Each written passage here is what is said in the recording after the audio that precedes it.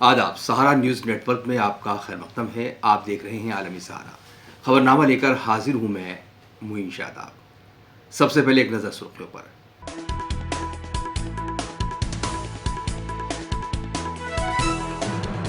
Chandigarh Dibrugarh express के 10 डिब्बे पटरी से उतरे। यूपी के गोंडा मनकापुर में हुआ हादसा, 2 की मौत, मुतादिद जख्मी।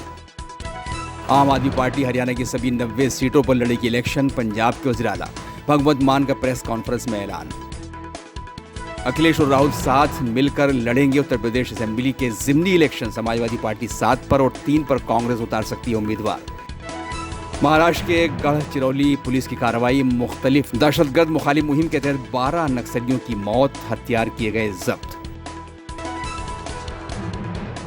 और अमेरिकी सदर जो बाइडेन को हुआ कोरोना टेस्ट, मुस्बत आने के बाद किया करंतना।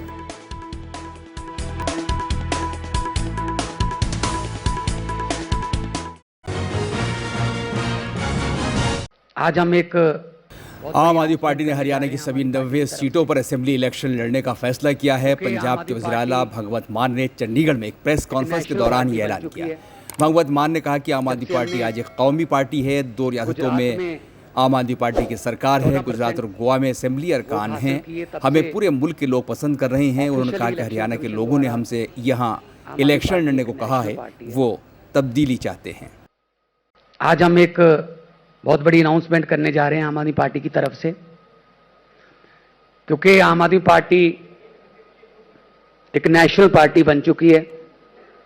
जब से हमने गुजरात में 14% वोट हासिल किए, तब से ऑफिशियली इलेक्शन कमीशन द्वारा आम आदमी पार्टी एक नेशनल पार्टी है। और सिर्फ 10 साल में नेशनल पार्टी बनी है, फास्टेस्ट ग्रोइंग पार्टी है। 2 स्टेटों में हमारी सरकार है। 5 एमएलए हमारे गुजरात में हैं, 2 एमएलए हमारे गोवा में हैं, सिंगौली में हमारा मेयर है, चंडीगढ़ में हमारा मेयर है, एमसीडी हमारे पास है। राज्यसभा के पंजाब से हैं, 3 हमारे दिल्ली से हैं। तो एक बहुत अच्छी हाजिरी लोकतंत्र के सभी संस्थाओं में हमारी है। तो आम आदमी पार्टी ने फैसला किया है कि आने वाले दिनों में हरियाणा में इलेक्शन आ रही है, तो आम आदमी पार्टी पूरी ताकत से हरियाणा की इलेक्शन लड़ेगी, विधानसभा की। क्योंकि दिल्ली में हमारी सरकार है, पंजाब में हमारी सरकार है। आधा हरियाणा पंजाब से टच करता है, आधा हरियाणा दिल्ली से टच करता है।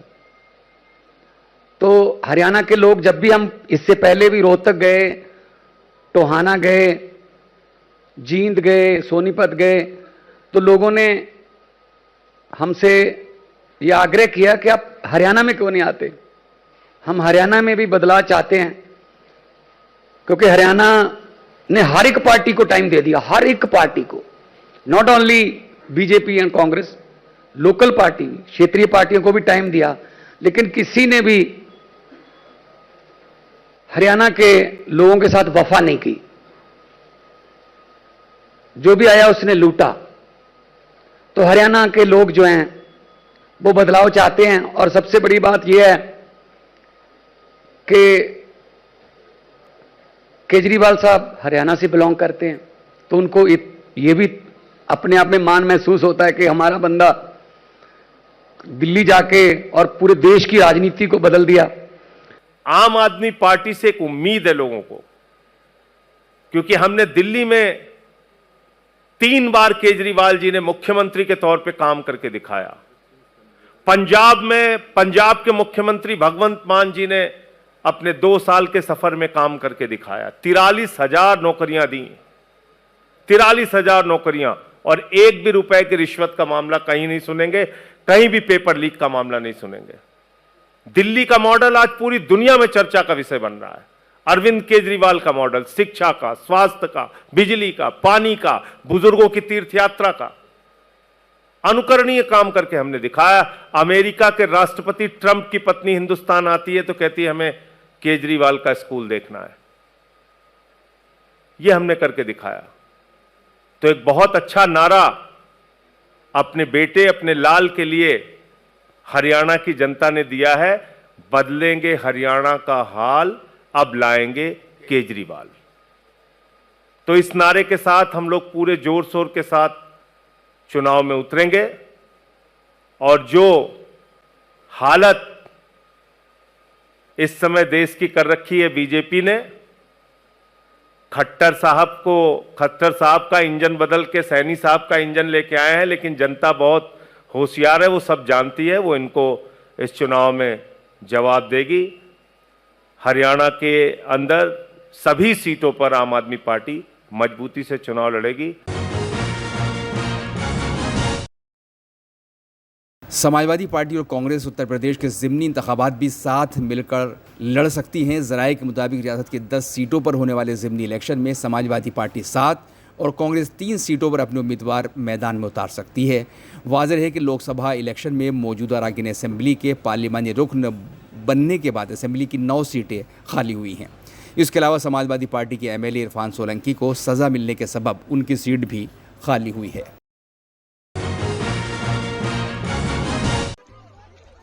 ट्रेन हादसों का सिलसिला जारी है। चंडीगढ़ से डिब्रूगढ़ जाने वाली एक्सप्रेस ट्रेन हादसे का शिकार हो गई। बताया जा रहा है कि 10 डिब्बे पटरी से उतर गए और खबर लिखे जाने तक 2 मुसाफिरों की मौत हो चुकी है। मुताद्दिद लोग जख्मी बताए जा रहे हैं। खबर के मुताबिक उत्तर प्रदेश के गोंडा मनकापुर सेक्शन में ट्रेन पटरी से उतरी। उत्तर प्रदेश के वज़ीर आला योगी आदित्यनाथ ने गोंडा जिले में हुए रेल हादसे का नोटिस लिया है। जख्मियों को अस्पताल में दाखिल करा दिया गया है।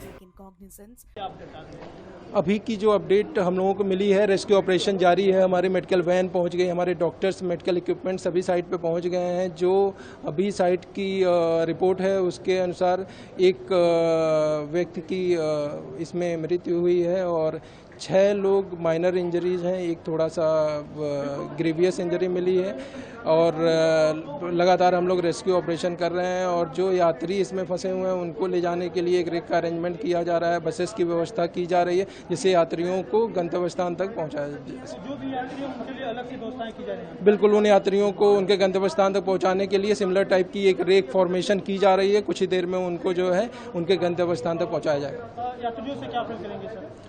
शांति बनाए रखें। रेलवे रेस्क्यू ऑपरेशन के लिए रेलवे की टीमें वहां पे पहुंच गई हैं और वहां पर रेस्क्यू ऑपरेशन का कार्य जारी है। जो भी यात्री उस ट्रेन में हैं उनको उनके गंतव्य स्थान तक पहुंचाया जाएगा। उसके लिए हम लोग बस का अरेंजमेंट भी कर रहे हैं और उनको एक रेक फॉर्म कर रहे हैं, उसमें बिठाकर उनके गंतव्य स्थान तक पहुँचाएंगे।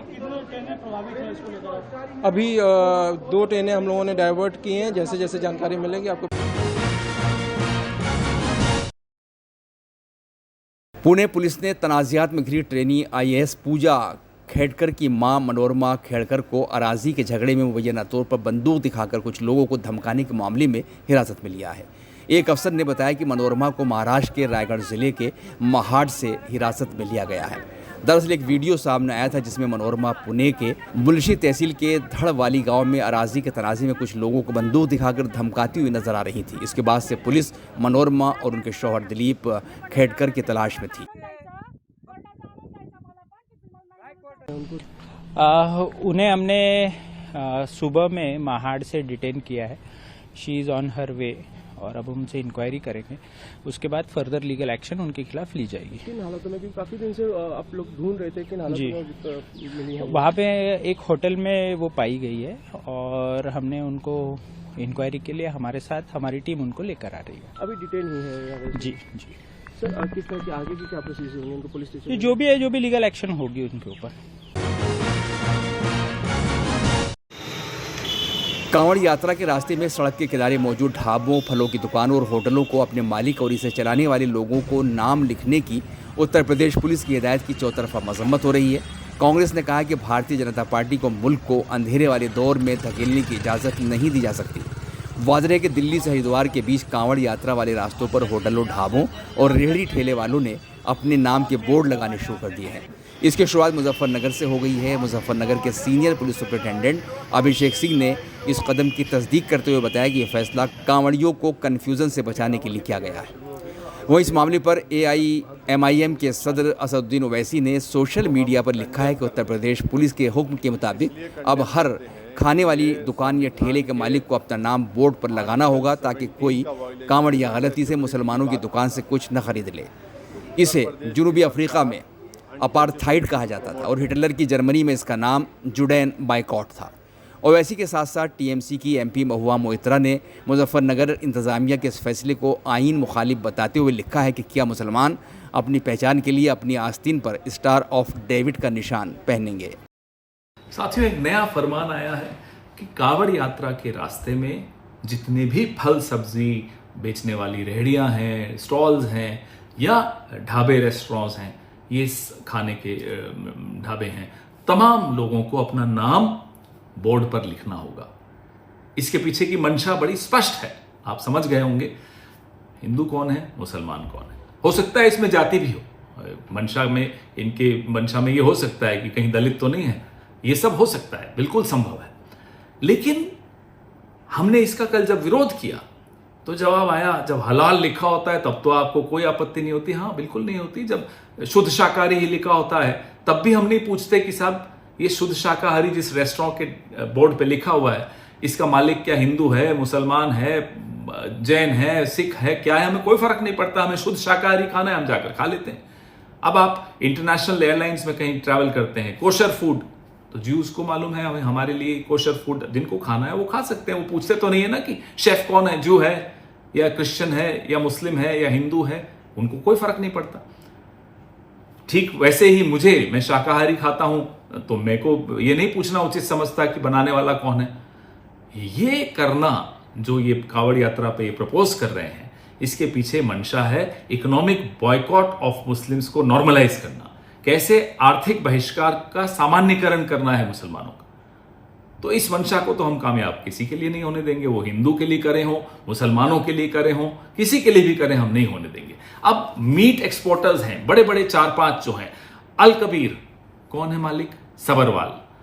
अरेबियन एक्सपोर्ट्स कौन है मालिक, कपूर। MKR फ्रोजन कौन है मालिक, मदन एबट। PML इंडस्ट्रीज मालिक कौन है, बिंद्रा साहब है। और एक होमवर्क भी दे दूं, अल दुआ, पता लगाइएगा कि जब ये अल दुआ नाम की बीफ एक्सपोर्टर कंपनी बनी थी तो इसके मालिक कौन थे। ये होमवर्क मैं संघ के विचारधारा वाले दोस्तों को दे रहा हूं। जिस तरह से अगर हिंदू मीट एक्सपोर्ट करता है तो रहती तो वो मीट ही है ना, या दाल चावल बन जाती है, वो मीट ही रहेगा। ठीक उसी तरह से अगर कोई अल्ताफ या रशीद आम अमरूद बेच रहा है तो आम अमरूद ही रहेंगे, वो गोश्त नहीं बन जाएंगे। तो ये संघ वाले जो लोग हैं बिना सोचे समझे जब कुछ काम करते हैं तो फंस जाते हैं, पहली ही आर्गुमेंट में धाराशायी हो जाते हैं। लेकिन जो षड्यंत्र ये लोग रच रहे हैं, हमारी आपकी जो एक तहजीब है, अब एक उस तहजीब में मुझे याद आता है अलीगंज लखनऊ में, वहाँ बड़ा मंगलवार के पीछे की जो कहानी है वो सुनकर बड़ा आनंद आता है। दुर्गा पूजा हो, भगवान जगन्नाथ यात्रा हो, सब में कैसे मिलजुल कर इस तहजीब में हम लोग एक दूसरे के त्योहारों में हाथ बटाते हैं, तैयारियां करते हैं। उस तहजीब पर ये हमला बोल रहे हैं, और ये हमला सिर्फ उस तहजीब पर नहीं बोल रहे, हमारे आपके घरों में घुसकर तय करेंगे कि कौन क्या खाएगा, किससे खरीदेगा, क्या कपड़े पहनेगा, किस भाषा में बोलेगा। इनको अपने घरों में घुसने से रोकिए। अगर इनको अपने घरों में घुसने से रोकना है तो इस विचारधारा को अपने मोहल्ले से दूर रखिए, अपनी जीवन से दूर रखिए, अपनी विधानसभाओं और लोकसभाओं से दूर रखिए, अपनी समाज से दूर रखिए। तभी हम अपने इस खूबसूरत हिंदुस्तान की तहजीब को बचा पाएंगे। जय हिंद। उत्तर प्रदेश की सरकार की तरफ से उसको हम कंडेम करते हैं। इसलिए कंडेम करते हैं कि ये संविधान के आर्टिकल 17 का वायलेशन है, जो अनटचेबिलिटी की बात करता है। तो उत्तर प्रदेश की सरकार अनटचेबिलिटी को प्रमोट कर रही है। इस तरह का ऑर्डर देकर के नाम रखना और अपने रिलीजन का इजहार करना, बताना, ये आर्टिकल 21 राइट टू लाइफ का भी वायलेशन है और आर्टिकल 19 राइट टू लाइवलीहुड का भी ये वायलेशन है। दूसरी बात यह है कि जब से वो उत्तर प्रदेश की सरकार ने ऑर्डर दिया है, मुजफ्फरनगर में जितने ढाबे हैं उन ढाबों से मुस्लिम एम्प्लॉइज को निकाल दिया गया है। तीसरी बात यह है कि उस हाईवे के ऊपर मैकडॉनल्ड है, KFC है पिज़्ज़ा हट है, आपके कैफे कॉफी डे है, उसके ऊपर क्यों नहीं बोल रहे हो लोग? उनसे क्या कुछ बातचीत हो गई क्या आपकी? पांचवी बात यह है कि ये जो ऑर्डर है उत्तर प्रदेश की योगी आदित्यनाथ सरकार का, ऐसा दिख रहा है कि हिटलर की रूह उनमें समा चुकी है। ये क्रिस्टल नॉट मूवमेंट लग रहा है। हिटलर भी एक जूडन बॉयकॉट करते थे, इस तरह का बॉयकॉट हो रहा है उत्तर प्रदेश की सरकार की तरफ से। भाई आप होते कौन है ये करने वाले? क्या एक यात्रा का इतना उनको आप इंपॉर्टेंस देंगे और दूसरों की लाइवलीहुड को बर्बाद कर देंगे आप क्या एक ही समुदाय के लिए कि उसके लिए काम करेंगे? कॉन्स्टिट्यूशन कहां गया फिर? कॉन्स्टिट्यूशन क्या कहां चलेगा? कचरे के बिन में चलेगा कॉन्स्टिट्यूशन? फिर मोदी जी संविधान को उठा के चूमते, ये सब नाटक ड्रामा हो रहा है। तो ये स्टेट की तरफ से हिंदुत्व की जो तंजीमें हैं, ऑर्गेनाइजेशन है, उनके प्रेशर में आकर ये बोला जा रहा है कि आप मुसलमान की दुकानें मत जाओ। क्या है ये? किस लिए हो रहा है? आप उनको आइडेंटिफाई कर रहे हैं, ये हिंदू की दुकान है, ये मुसलमान की दुकान है, इसका नाम अबू बकर है, इसका नाम अली है, इसके पास मत जाओ आप। ये क्या है ये? और आखिरी बात यह है कि मैं चैलेंज कर रहा हूं, रिटर्न ऑर्डर निकालो आप। योगी आदित्यनाथ में अगर हिम्मत है तो रिटर्न ऑर्डर निकाल के बताओ हमारे को इसके बारे में। क्लियर डिस्क्रिमिनेशन हो रहा है मुसलमानों से। ये कॉन्स्टिट्यूशन की, संविधान की धज्जियां उड़ाई जा रही हैं। हमने आर्टिकल 17 के जरिए अनटचेबिलिटी खत्म किया, आप अनटचेबिलिटी ला रहे हैं। आप राइट टू लाइफ के खिलाफ है, राइट टू लाइवलीहुड के खिलाफ है। तो ये क्लियर कट डिस्क्रिमिनेटरी ऑर्डर है और ये बताता है कि ये मुसलमानों को सेकेंड ग्रेड सिटीजन बनाना चाहते हैं उत्तर प्रदेश में, पूरे देश में। और पूरा जो लार्जर इनका स्कीम है उसका ये इम्प्लीमेंटेशन हो रहा है। और मुजफ्फरनगर के धाबों से पूरे मुस्लिम एम्प्लॉयज को निकाल दिया गया है। आप ही के दूसरे टीवी चैनल की रिपोर्ट है, आपके निकाल दिया गया है। बताइए क्या कर रहे हैं आप? क्यों जुल्म कर रहे हैं साहब? इतनी नफरत क्यों है बीजेपी को मुसलमानों से? आपकी संविधान की ड्यूटी निभाइए ना आप। जैसा कि पूर्व में ये मामले सामने आए हैं कि कांवड़ में जो कांवड़िए आते हैं, कई जगह रेट लिस्ट को लेकर होटल और ढाबों पे विवाद हुआ, खाने वाली चीज़ों को लेकर। इसके अलावा कुछ मुद्दे ये उठते रहे कि कोई नॉनवेज किसी दुकान पे है या कोई अन्य धर्म का, कोई अन्य संप्रदाय का व्यक्ति किसी अन्य नाम से कोई होटल ढाबा खोला हुआ है, जिसको लेकर आपस में हमेशा दिक्कतें आती रही हैं। उसको देखते हुए निर्णय लिया गया था कि जो भी दुकान है, होटल है, ढाबे हैं, इस सब पे उसका जो प्रोप्राइटर हो, जो उसका मालिक हो, उसका नाम बड़े बड़े अक्षरों में साफ सुथरा इंगित हो, दुकानों पर रेट लिस्ट लगाई गई हो, साथ ही वहाँ जो कार्य करते हो कर्मी, उनका नाम इंगित हो, ताकि किसी प्रकार की कोई समस्या ना उत्पन्न हो। और जो भी व्यक्ति जाता है उसके सामने सबकी पहचान सुनिश्चित हो। जानबूझकर भी कोई विवाद उत्पन्न करना चाहता हो तो वो भी ना कर सके, और अपना नाम छिपाकर कोई अन्य तथ्य रख के लोगों को कोई भ्रमित ना कर सके। इसको लेते हुए निर्णय लिया गया था और इसमें सभी से बातचीत हो गई है। सभी होटल ढाबे जितने हैं सभी से इसकी आम सहमति बन गई है और पूरे कांवड़ के हमारे जो मार्ग है इसको लेते हुए निर्णय किया गया है। कुछ ठेलियों की एक वीडियो भी वायरल हो रही है जिसपे ठेली वालों ने अपने नाम भी अंकित किए हैं और कुछ ढाबे भी शायद अब आप लोगों द्वारा। ये तो अच्छी बात है, ये तो बहुत ही अच्छी बात है कि लोग अपनी पहचान ना छुपाएं, अपना नाम इंगित करें और जो सामग्री बेच रहे हैं उसका रेट डालें उस पर कि ये रेट है, ओवर रेटिंग ना हो। अच्छी बात है और हम लोग चाहेंगे कि इसमें सभी लोग सहयोग करें। सहारनपुर सहित अन्य कौन कौन से ऐसे जिले हैं जहाँ पे आप लोग जा रहे हैं? अभी तो बेसिकली हम जो कांवड़ मार्ग है उस पर हम लोगों ने डिसाइड किया है। जो हमारा कांवड़ मार्ग है, NH 58 है, गंगनहर पटरी है, ये सब हम लोगों ने डिसाइड किया। मार्ग पे फलों के ठेले पे एक लिस्ट लगवाई गई है उनके नामों की, किस तरह का ये निर्देश दिया गया है? देखिए, कांवड़ की तैयारियां शुरू हो गई हैं और हमारे जनपद में लगभग 240 किलोमीटर का कांवड़ मार्ग है। इसमें जितने भी खान पान के दुकानें हैं, चाहे वो होटल, ढाबे, ठेले, जहां से भी कांवड़िए अपनी खाद्य सामग्री खरीद सकते हैं, उन सबको ये निर्देशित किया गया है कि अपने प्रोप्राइटर के या काम करने वालों के नाम ज़रूर डिस्प्ले करें। ये इसलिए ज़रूरी है ताकि किसी प्रकार का कोई कन्फ्यूजन किसी भी कांवड़िए के अंदर ना रहे और ऐसी स्थिति ना उत्पन्न हो कि कहीं कोई आरोप प्रत्यारोप हो और बाद में कानून व्यवस्था की स्थिति उत्पन्न हो। इसलिए ऐसा निर्देश दिया गया है और सब इसको अपनी स्वेच्छा से इसका पालन कर रहे हैं। गणेश जी की प्रतिमा को उत्तर प्रदेश के सिद्धार्थनगर में पुजारी के जरिए खुद ही मंदिर की मूर्ति तोड़कर मुसलमानों पर इल्जाम लगाकर माहौल खराब करने का मामला सामने आया है। खबर के मुताबिक सिद्धार्थनगर जिले के एक मंदिर में 15 जुलाई को गणेश की मूर्ति तोड़ दी गई। पुजारी कृचराम ने 2 मुसलमान लड़कों अदनान और सोनू पर इसका इल्जाम लगा दिया। पुलिस ने मामले की जांच की तो पुजारी ने खुद मूर्ति तोड़ने की बात कबूल कर ली। 4 बच्चे खेल रहे थे। उन बच्चों ने बताया कि आज दिनांक 16/7/2024 को जनपद सिद्धार्थनगर के थाना कठेला समय माता के अंतर्गत पड़ने वाले गांव तौली हवा में स्थित मंदिर के पुजारी श्री कृचराम ने थाने पे आकर तहरीर दी कि उसी गांव में रहने वाले 2 मुस्लिम लड़कों जिनका नाम मन्नान और सोनू है, मंदिर में रखी हुई गणेश जी की प्रतिमा को तोड़ दिया है। इस सूचना पर थाना स्थानीय द्वारा मामले की गंभीरता को देखते हुए तत्काल मुकदमा अपराध संख्या 94/2024 अंतर्गत धारा 298 115(2) BNS दर्ज किया गया।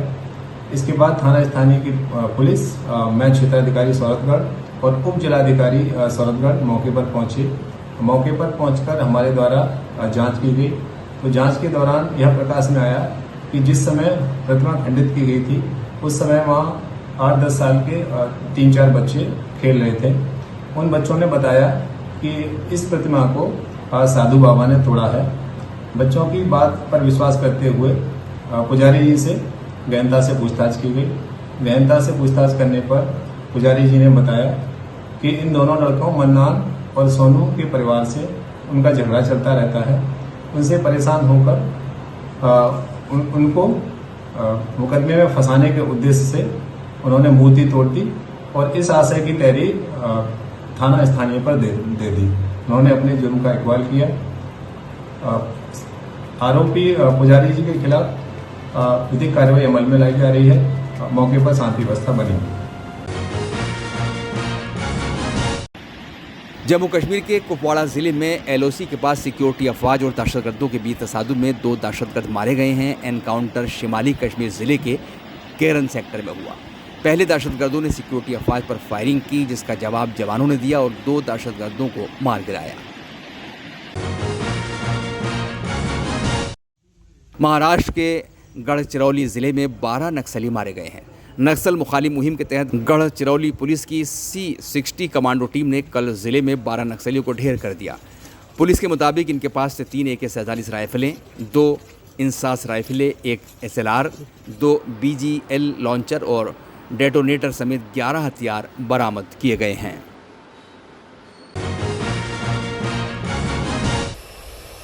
अमेरिका के साथ जो बाइडेन कोरोना वायरस से मुतासिर हैं। खबर के मुताबिक जो बाइडेन का कोरोना वायरस का टेस्ट मुस्बत आया है, जिसके बाद अमेरिकी सदर जो बाइडेन ने खुद को क्वारंटीन कर लिया है। जो बाइडेन डेलावियर में अपने घर वापस पहुंच गए हैं। जो बाइडेन के हवाले से खबर और गश्त कर रही है कि वो सदारती बोर्ड से दस्तबरदार होने पर गौर कर रहे हैं। उन्होंने ये बात अपनी अहलिया को बताई है।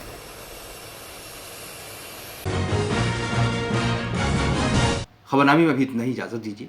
आदाब। सारा प्रोग्राम